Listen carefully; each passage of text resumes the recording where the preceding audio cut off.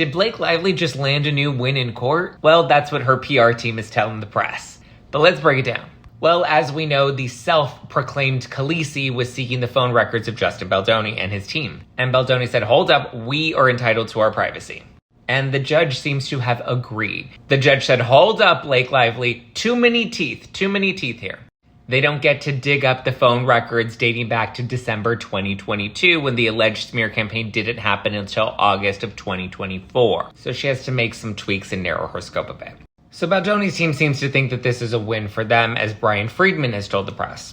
I mean, the way I see it, it's kind of a win and kind of a loss for both of them. Like, she gets to move forward, but not to the extent that she wanted. And he stopped her from subpoenaing all the phone records, but she still gets to move forward. So it's kind of like, sort of win, but not really. And now Blake Lively's team is pushing back, saying, well, why doesn't Brian Friedman want to give them access to the phone records? What is he going to hide? Why hasn't he released all these receipts that he claimed he wanted to release?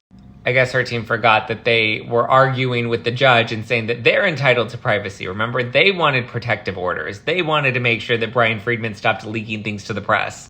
And apparently they think they need to beef up their team, because they just hired this guy, Nick Shapiro, to help with Crisis PR, who was formerly the CIA Deputy Chief of Staff.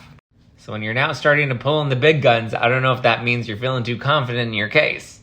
But what do you think? Is this a win for Justin? Is this a win for Blake? How are you feeling? Do you feel like the tides have changed at all? I mean, I'm still waiting for the smoking gun, right?